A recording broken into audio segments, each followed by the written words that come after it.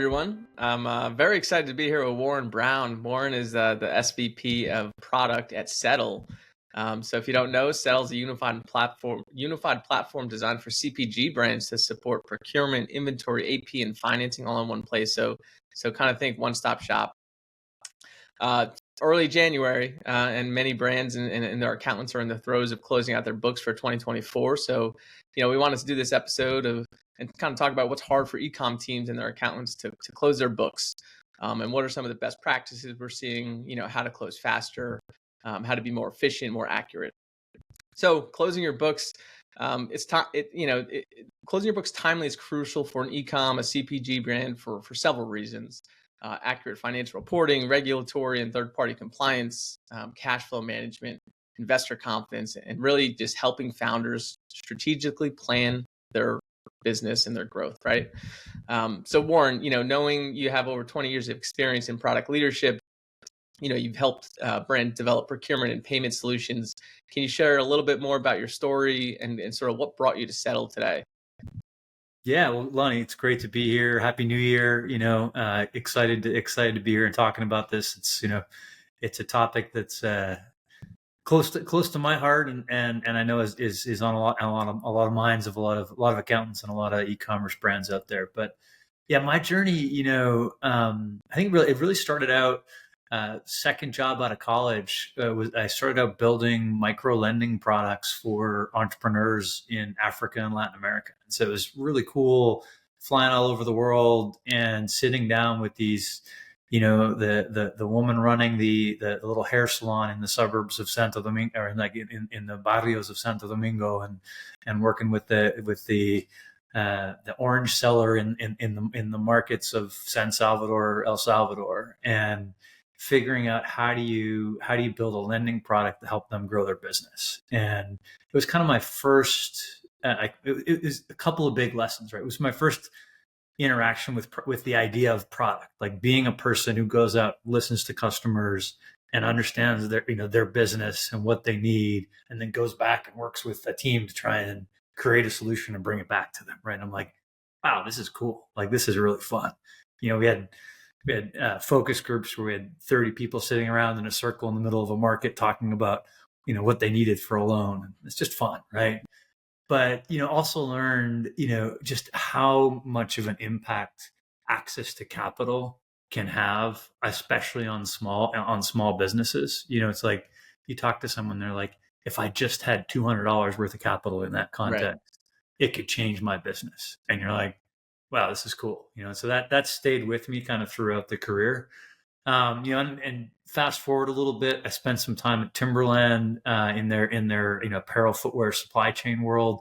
And so that was kind of my first exposure to, the spreadsheet hell, where you've got sales has got their go-to-market spreadsheet, supply chains has got their, it's got their supply spreadsheets, finance has got their budget spreadsheets, and none of them match, and there's this craziness of trying to bring them all together. And so I think that's kind of stayed with me too, of like that exists at that time. That was a $2 billion business, right? And we see it every day in our $1 million to $150 million businesses. Fast forward even further, I ran fintech banking for a local bank, and that really kind of got me into the controller, the accountant, the bookkeeper's room at a ton of SMBs, and just listening to, like, how do they make payments? How do they do AP? How do they do AR? And really saw for the first time, small businesses starting to adopt a piece of software to pull all that together. And that's kind of brought me, and then over a bunch of years, I've worked with about 7 different startups, and now at Settle. And what I love about it is, one, we get to work with this great group of hustling entrepreneurs. So it's like the coolest customer base you could ever work with as a product leader is a bunch of like hustling entrepreneurs who are trying to build their business, because they're just dynamic, exciting, energizing. Like, I get excited just listening to their stories, right? And you get to be a customer and enjoy the brands too. That's right. Oh, I mean, like I'm wearing one of our brands right now, and actually, I've switched my coffee routine to everyday dose because I love what they do and I love the experience of it, right? And so it's a great brand discovery mechanism as well. And I think what I love about what we do at Settle is that for a lot of the founders that we work with and the brands that we work with, their founders aren't experts in supply chain or finance or ops. They got into it because they're passionate about product, they're passionate about their customers, and they're kind of learning the back of the house stuff on the fly. And I love that we Settle it, like that's all we do. That's what we focus on, right? And so we can kind of help them accelerate their learning curve, take away some of those fears or doubts or concerns about building best in class back office processes, and get them back to focusing on growing the business. So Right. just it's a really fun, exciting place to be. I feel like it kind of brings together a lot of my experiences over time Right. in a really cool way. Yeah, it sounds like you have a ton of experience, and that's what I was going to say. It kind of meshes well with all of your experience, right? You're talking about the payments and finance aspect, the logistics, procurement, and the product, right? So, yeah, really interesting. It's really, I mean, sometimes opportunities in your career come along where they just they get to kind of bring everything together. And I just feel like that's where I am at Settle, which is Right, fantastic. right. Yeah. Yeah, let's take a deep dive in some of those challenges accounting teams face when it comes to closing their books at year end, Yeah. specifically inventory-based businesses. From Yeah. my perspective, we have clients that are trying to close their books, and we ask for their inventory reconciliation, and it takes weeks to get, right, because there's Yep. adjustments, there's variances that they have to investigate. It's a big headache, when it comes to inventory tracking evaluation. Um, just given business owners can deal with just large volumes of inventory, various locations, perishable inventory. If we're talking about food and bev, Yeah. you have to think about obsolescence. How do you see companies managing this process of tracking inventory? And then what tools are you seeing, finance teams use to reconcile their books at year end? And how long can they live out of spreadsheets, right? Yeah. Yeah. Wow. I mean, well, like I said, I sort of got early exposure to this, even at a $2 billion brand that, spreadsheets were still running the back of the house. But, we see companies that today as big as $50+ million of revenue still running their back office in spreadsheets, right? So it's certainly where, most of the $500,000, $1 million brands are, but we see it going much deeper. But they kind of pay the price for doing so. We had one CFO say, I just want to free up my team's time to focus on actually executing on our strategic projects, our cost reduction projects, our new product development projects. But they're spending all of their time just pulling the data together to know where we are. Like, I want to have something that tells me where I am, so then I can focus my time on making it better. Right. And I think that's the problem with spreadsheets is they're easy and they're flexible. Like they're one of the most powerful pieces of software ever built, right? Is you can do just about anything with them if you have the time and energy to make them work right. And when you only have one product and one channel and one D2C website, you can get by. Like it works, right? But what we find is that is complexity comes, right? As you expand products, as you expand channels, as you expand vendors, on the back end. And if you don't, for brands who wait for the complexity to overwhelm them and then try and fix it, you're kind of dealing with a mess, and you have to sort out the mess before you can put something in place. And so we always kind of encourage folks of, even if you're $500,000 or $1 million in revenue, like you're still relatively simple business, is get onto a set of processes, a platform that that can scale with you, right? That's not going to fall apart as your business becomes more complex as you grow, right? And I kind of think about it as every brand and accountant who works with e-commerce, really when it comes to the back of the house, it all boils down to needing to know two things, right? One is, what's my inventory worth? Like, how much inventory do I have and what's it worth? Because I need to be able to put the asset on my balance sheet, right? And then what's my COGS, right? How much did I sell and what did it cost me to sell that? Because then I need that to figure out gross profit and contribution margin. And you're like, oh, it's just two questions. I mean, this is easy, right? But everybody who's in the space knows that answering those two questions gets, can take teams days and days and weeks, Months even. months even, right? And as we spend a lot of time with e-commerce accountants, we spend a lot of time with heads of finance, heads of ops in the e-commerce space, and I boil it down to kind of three core challenges or problems, right, that everyone's trying to deal with in order to get to inventory valuation and get to COGS quickly and easily. First one is dispersed data, right? Is okay, in order to answer either of those questions, you need sales data, you need inventory data, and you need cost data. And for a lot of people, those are in three different systems, or something. Sales data can itself be in 5 different systems, right? If I'm selling through Amazon, I'm selling through Shopify, I'm selling B2B, and I've got an SPS channel and a fair channel. And so pretty quickly you can just say, in order to have the data that I need to calculate COGS, I need to connect 10 or 20 different systems. And we've talked to, folks who are like, I spend 2 hours a day logging into 5 different warehouse management systems just to pull together and like, what is my on-hand inventory position today? Right. And you're like, man, I don't want that job, and I'm sorry that you have that job, and boy, can we make that better for you, right? But that comes back to the CFO's point of, if you're doing that, you're not working on making it better, right? So dispersed data is a big challenge. And then timing gaps is the second big challenge that we see a lot of, which is like, when you think about COGS, you need landed costs to get to COGS, right? And landed costs are your unit costs plus all the freight and insurance and duties and everything else. And the challenge people face is the bills for that freight and the duties don't come in for 30, 60, 90 days. And the inventory might have come in between. So now I've got inventory in my books and I have to know how to value it, right? What landed cost to apply. And so that timing gap, we see some people just using the unit cost until the bill comes in, and then that creates a big variance, right? And big variances, investors hate them. It makes it hard to plan. Like, there's all kinds of problems. Right? Yeah, I mean, you know this. So then the third issue, you got the dispersed data, you got the timing gaps.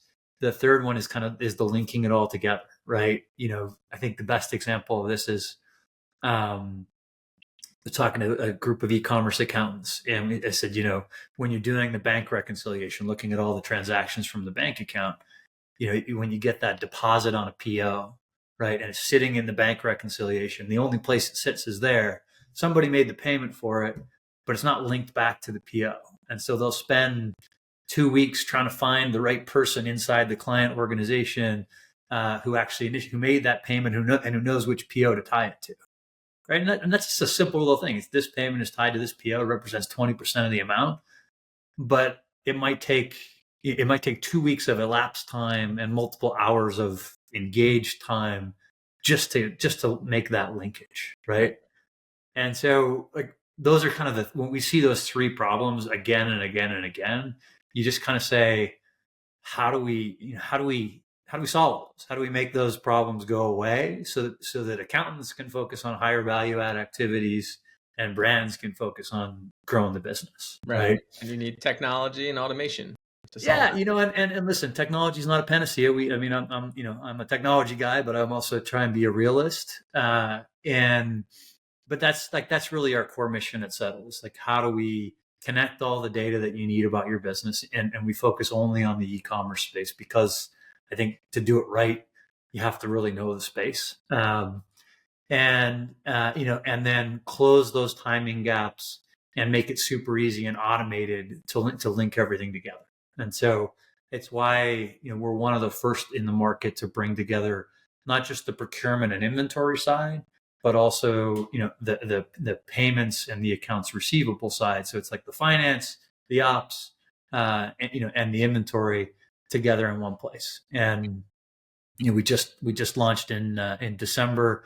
It's what we call our end of month inventory report. And it's because we have all that data together in one place, because we have it automatically linked, we can actually download a report for accounts that says, for every product in every location, here's beginning of month, end of month, here's your COGS, here's your inventory valuation, and it's done for you.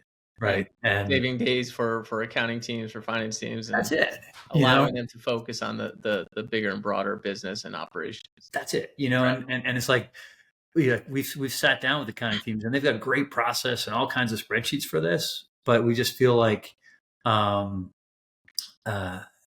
if we can give them that time back, there's a lot more higher value stuff that everybody wants to do. And there's only a certain amount of time until those spreadsheets break, right? We see it all the time. Is I always say if you're a $10 million e-commerce business, you should start probably looking even sooner than that, but you should start looking for automation, so some sort of solution. Yeah, we argue a little sooner just because if you get the system in, but before your business is super complex, it's a lot easier to then race through the complexity. Right. Yeah, that makes sense. We're super excited actually coming up here in February. Another company in the space that that also focuses on kind of solving the same problem in a different area is a company called A2X. I think a lot of accountants know them and a lot of brands know them because they simplify the revenue reconciliation side of things, right, for e-commerce brands. And so we're on the cusp of launching an integration where brands who build their back of house on Settle can get automated calculation of their landed costs, and we automatically feed those over to A2X, and then A2X pushes COGS as well as revenue into their QBO on a daily basis. So it's like, how do we keep finding ways to make it faster, easier, and more accurate to get the stuff that you need to run your operations, but then ultimately to get the data that you need into the accounting software. Right. It also makes it easier as a company scaling and growing. If there's turnover in the accounting department and you're living out of spreadsheets and you only have that one person that knows how to actually operate the spreadsheet, right? And that person's now gone.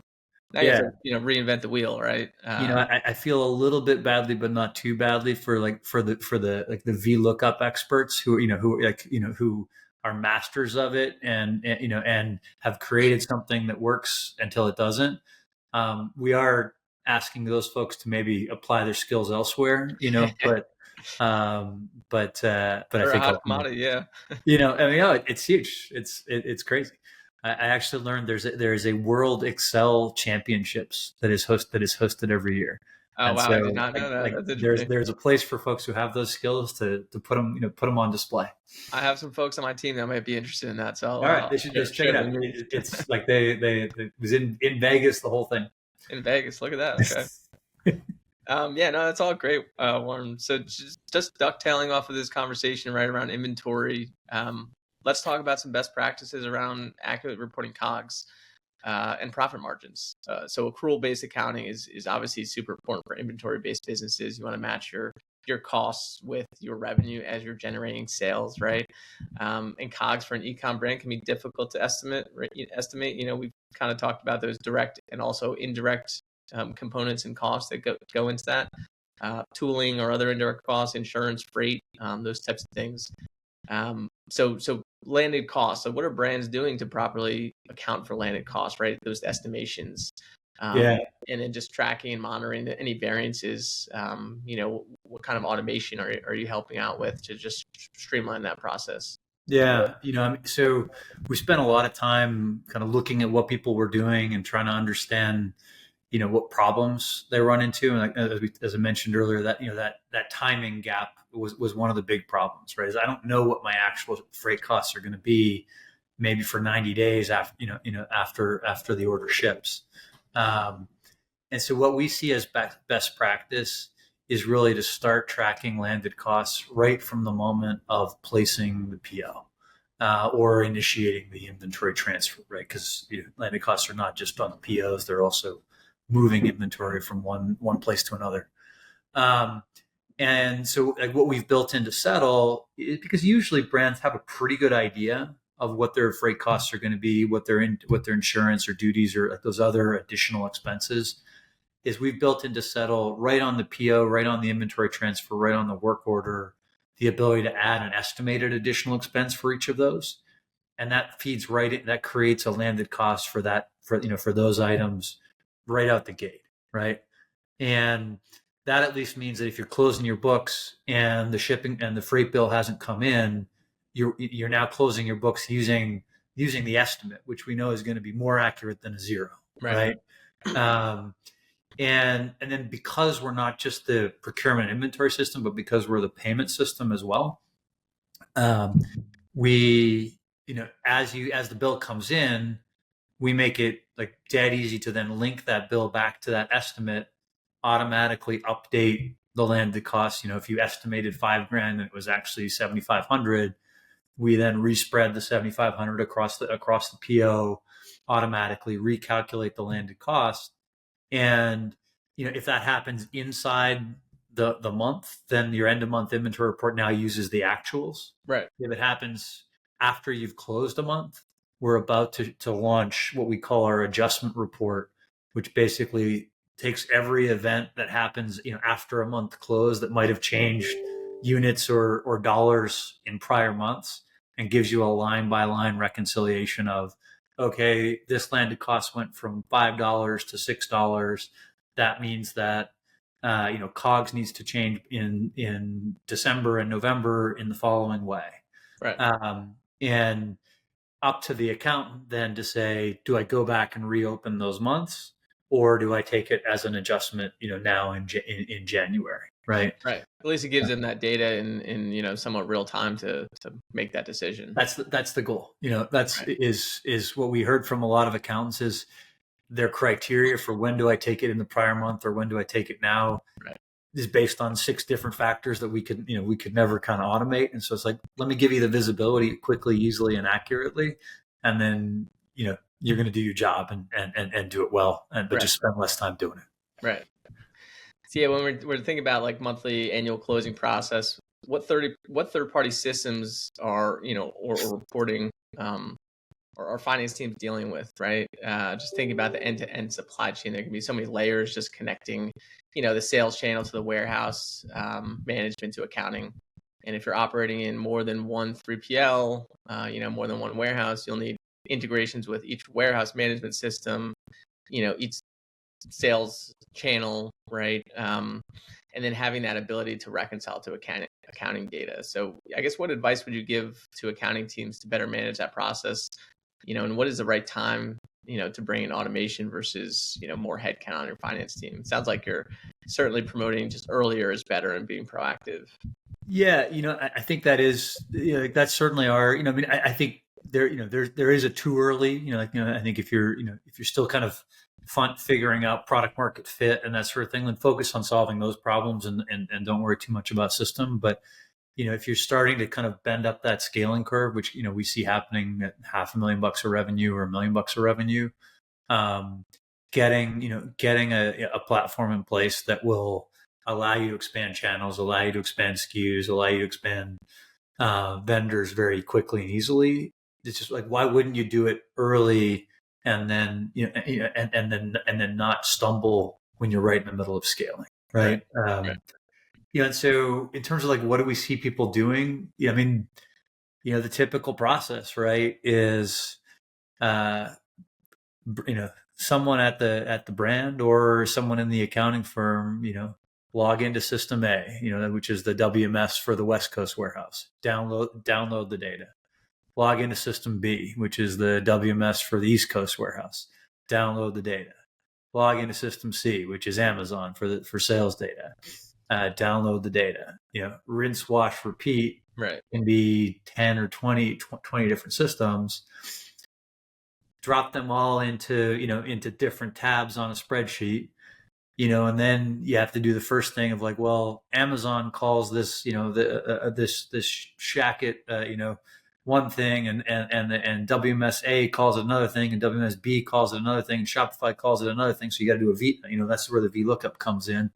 And so we see people just spending a lot of time of just syncing the data, right? And they'll automate it, but then, they'll add a bundle in Shopify, and that does, and that doesn't flow across all the systems. So now they got to change their spreadsheet. And so all that gets you to how many units do I have? How many units did I sell? Right. But that doesn't get you to costs. Right. Right. And so now I usually have another separate system like a bill.com or whatever else, where all my payment and my bank reconciliation, where all my payments have happened. So now I have to take all those payments and manually link them back to the POs and the work orders and the inventory transfers, in order to get to costs. And I think I just look at that and I say, it's a classic thing in business systems, is you build these siloed systems to be really good at one thing, but then the accountant or the brand has to be the human glue that stitches them together. Right. And I think in the world that we're at, in the state of technology that we're at, I think the next generation platforms, and I think Settle is one of these, is to make that human glue job go away. Is you don't want siloed systems. You want one system that understands all of those different parts and knows that this SKU is the same across all of these different data sources, and brings in the costs and brings in the units all together in one place. And our mission is like, how do we help accounting teams focus on the higher value add activities, not on data aggregation, but on like, what does the data mean and what should your client do to make their business better? Right. Everybody wants to have that conversation, right? But you have to have the time to know the data, and our mission from an accountant perspective is like, how do we actually help make accountants' client engagements more profitable, right? If we're taking the labor that's hard to charge for out of the system, that means you're able to either charge less and get more clients, or make more money on your engagements, right? And that's important. Is there, when you think about the warehouses, is there consistency in the technology they use to sort of track inventory, perpetual inventory? Is it a barcode system, RFID? What do you typically see, and how does that work with that? That's been a really interesting learning for me, as getting into this space is, so first of all, the number of warehouse management software systems that are out there, we're integrated to, it's now over 60. And we still, just this week we had another customer come in saying, "Hey, we're using this one," and we're like, "Oh, we're not integrated, but we're starting the integration and we'll add it." Right. So a lot of diversity in software, and I think for understandable reasons. If you're, as you said, if you're food and bev and you're a refrigerated product, obviously you need a different set of warehouses than if you're an apparel company. And so the data that you need about your products and the details of running that warehouse are different. So I guess it makes sense that there's so many different software platforms out there, but as a 5-person brand trying not to be a 20-person brand, because I want to be profitable, having people stitching together all those different systems doesn't make a lot of sense. Right. Yeah. It makes a lot of sense. I mean, let's talk horror stories, right? We talked about the importance of closing the books by January 15th, right? Closing timely, quick reporting so we can make proper decisions and run the business. What is truly the importance of accounting here, right? Because founders want to run the business, they want to grow the business, and in our experience, we have clients that don't close the books for a few months, right? And it creates challenges. But to convince a founder that closing the books timely is important could be challenging as well. So what is your take on that, and what kind of horror stories have you run into with your clients? And I get it, right? Like I said, one of the things I love about being in this space is working with hustling entrepreneurial founders, right? And your job as a founder is to focus on the next most important thing and be laser focused on. And it sometimes feels like having clean income statements and balance sheets and cash flow statements in my accounting software isn't the next most important thing. So like, I get it. But stuff that we see, like where it breaks down, right, is, listen, you're growing and you're not worried about the accounting, and then you need to raise equity, right? And so you're going out. And we talked to a bunch of folks of, hey, I'm going out to talk to investors for the first time. And so one, if it takes you, 3 months to clean up your books, from the moment you wanted to go out and raise equity, Well, that's 3 months of burn you just lived through. That's not great. But then even when you do get there, what your accountant has almost certainly had to do is take a bunch of variances and a bunch of adjustments in order to get things in line. And so now investor, they listen to your pitch. They love the product. They love the, and they love the space that you're in. They think you're clearly passionate and knowledgeable, and they open up your income statement, and they see from a cost standpoint, massive swings in COGS in particular because of these adjustments. And that looks to me as an investor like a business that's out of control.